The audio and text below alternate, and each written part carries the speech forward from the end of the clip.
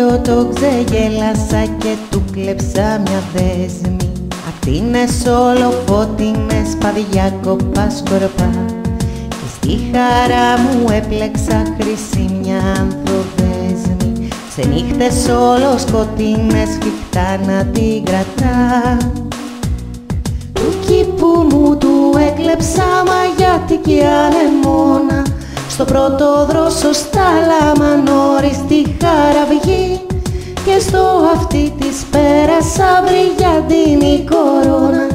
Να φέγγει πριν το χαράμα σαν μένει μοναχή.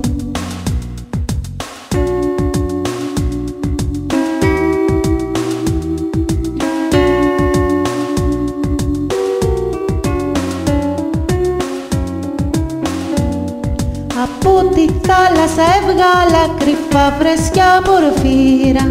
Να βάψω τα μαλάκια της κοκκίνα της φωτιάς. Να τη φεγγίζουν έντονα στις φλόγας τους την πύρα. Να βλέπουν τα ματάκια της το μαύρο της νυχτιάς. Στο στολισμό της φρόντισα πάντα φως να της δίνω. Και το χλωμό της πρόσωπο να λάμπει πέρισα. Σαν του ουρανού αρχόντισα, σαν το αγνό το κρίνο. Σαν θάλασσα, σαν πρόδρος ολουσμένος στα χρυσά. Καμάρωσε και έλαμψε για μια στιγμή μονάχα. Μα ένιωσε πως χάθηκα σε τίνη λαμπερή. Πλησίασε και έκλαψε λέγοντας μου πως τάχα. Μόνη της θα ήταν άδικο να έχει τέτοια τιμή.